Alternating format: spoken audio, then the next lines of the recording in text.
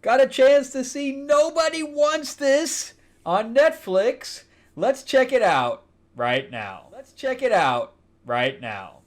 Let's check it out right now.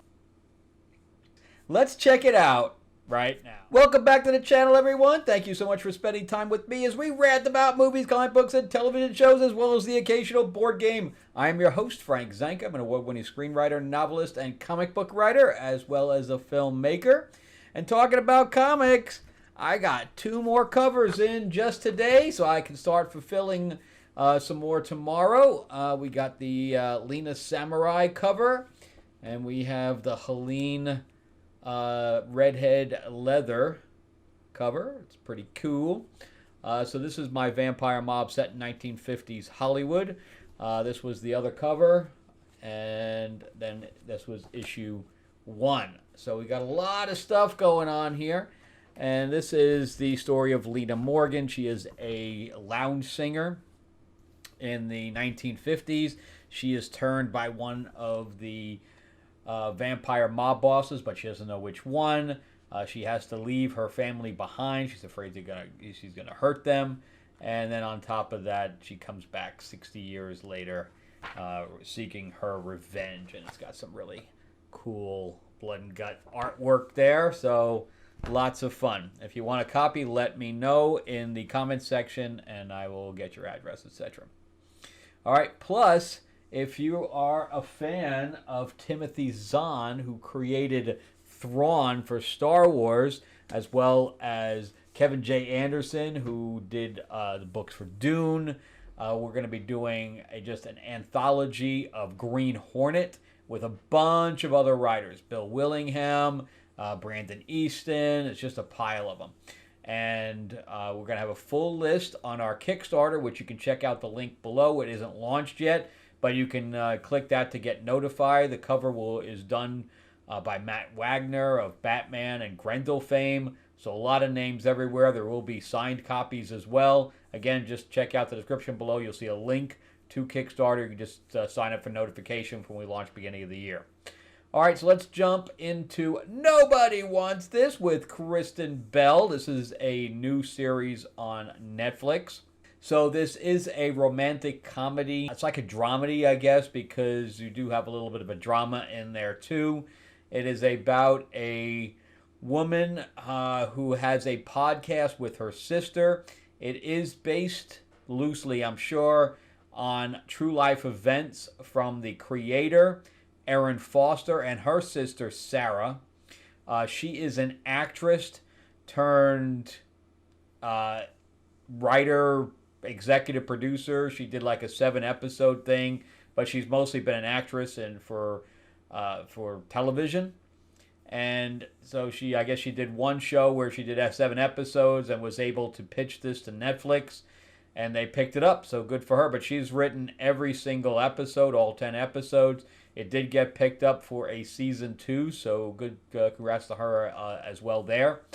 And it is the story of Kristen Bell's character, who is a podcaster, as I said. And then we have Justine, who is, of course, Kristen Bell. Who doesn't know who Kristen Bell is at this point? She was in The Good Place. I was a fan of her since Veronica Mars. And I actually worked with the principal, the one person who played the principal in Veronica Mars. And then, of course, she played the voice of Anna in Frozen. I mean, she's just an amazing actress with a lot of versatility. And it's really her that keeps this going, I think. Adam Brody, who I love in Ready or Not, but she's been... It's funny, like the actress that plays Ashley, her name is in real life Sherry Cola. Okay, whatever. But we have some really great actors in this thing. They really were able to, get a cast that really integrated well together. It's the chemistry between the characters, and if Adam Brody and Kristen Bell didn't have any chemistry, this show would not work at all. Because it's really relying on the actors to pull the script. because if there's no chemistry between at least Kristen Bell and Adam Brody, there's no show. And it's very hard nowadays to get actors that actually have chemistry, and they pull it. And I think that's, for the majority, Kristen Bell's doing. The way she looks at him, the way she can emote, the woman has a great deal of talent, and I can tell that the cast also riffs. Especially the guy who plays the brother, Sasha, Timothy Simmons. I can tell that he's off the cuff almost all the time, which is probably good and bad. They get some funny stuff, but at the same time, none of the takes can go together because he keeps riffing. So we have Jackie Tan, who's playing Esther. She plays basically the mean girl, and I thought she does a really good job too. But Justine Lupe, if you say it that way, or if it says Lupe, it's Lupe. She was from Marvelous Miss Maisel. She plays the sister-in-law in there. I really loved her in there, so it was great to see her get picked up for another role, where I think she has a lot more to do here. It was very one note. In Marvelous Miss Maisel, she was only able to play one type of thing. Where here, she has a little bit more, path or pasture to be able to run around in. So, again, really good stuff. And then they brought in Darcy Carden from The Good Place. She pops in and out. So she's able to bring like her friends in to play certain roles. But all really good stuff. And I have a personal affinity for this as well because, so she is really a Catholic girl who doesn't practice at all. She doesn't practice religion at all. And again, she runs this podcast where she talks about sex continuously. And it's about to get picked up by a bigger firm. So she's kind of have to walk this tightrope.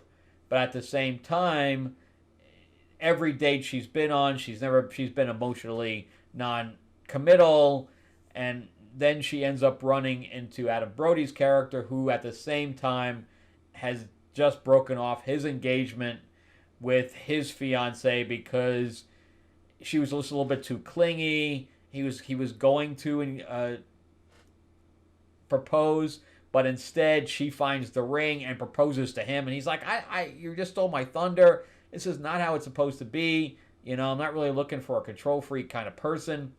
And he ends up breaking it off.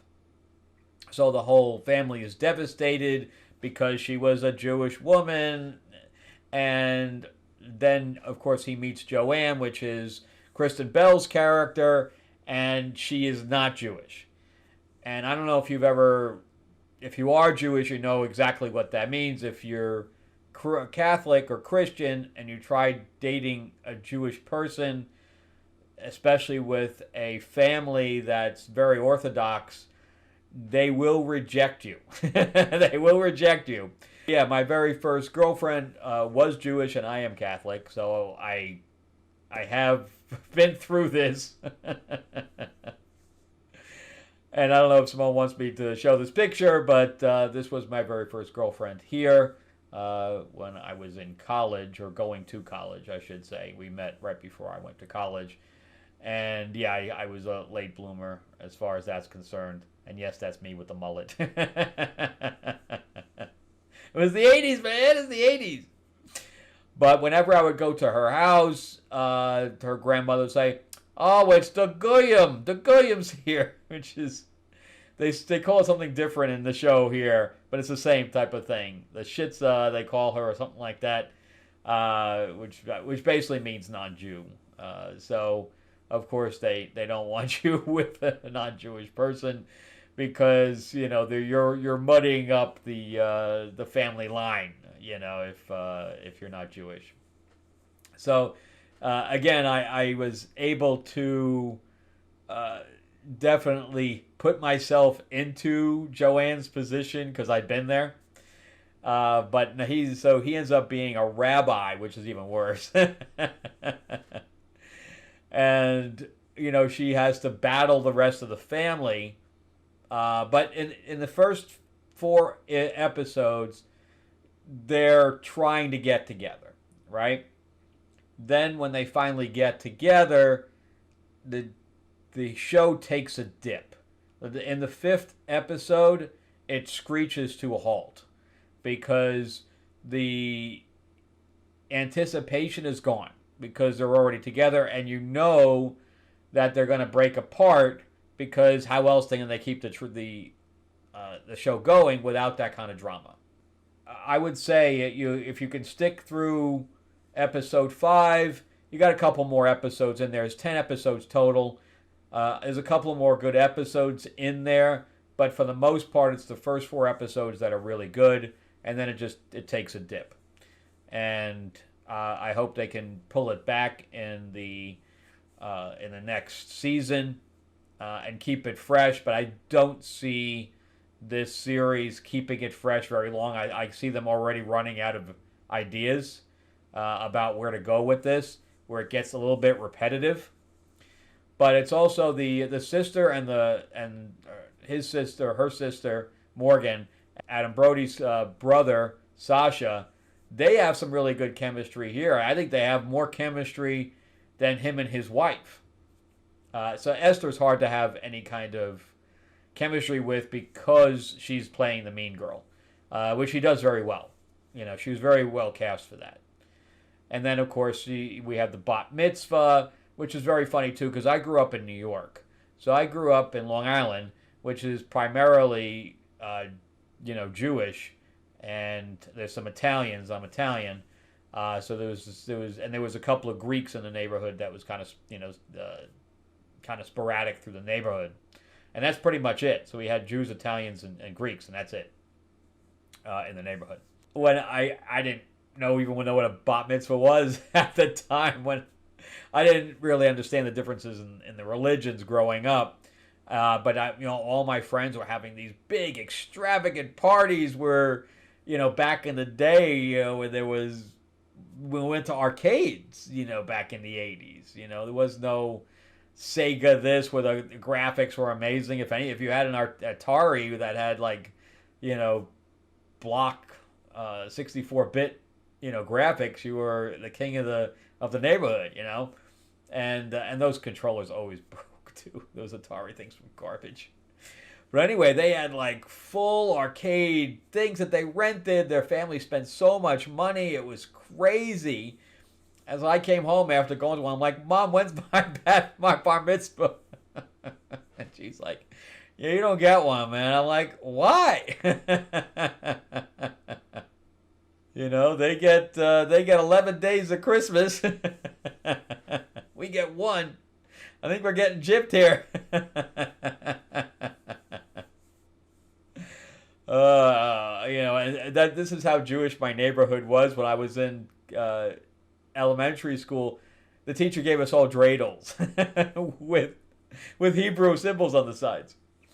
So I'm like, what is this? What is this? And it's Hebrew symbols that were on the sides. Of course I couldn't speak. I don't speak Latin either. So either way, I don't even speak Italian.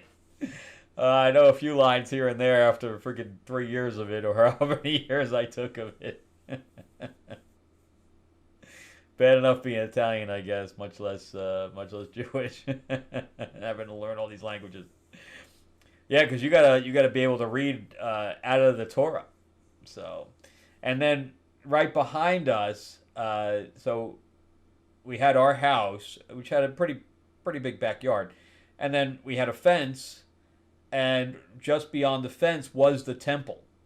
So it was called Temple Beth Torah.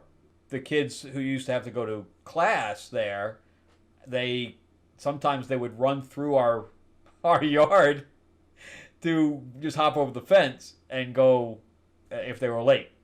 It was easier sometimes to go through it. Except I had a pretty big dog. Sometimes that didn't end very well. You want to see somebody run real fast? Have a dog after them.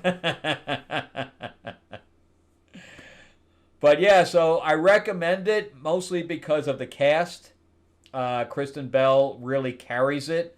Adam Brody is very good too. I think a whole cast is good, but I really think that Kristen Bell has his whole show on her shoulders for the most part. If she can't make it work, it just crumbles. And it's her. Look at her facial expressions, when she looks at him, and things like that.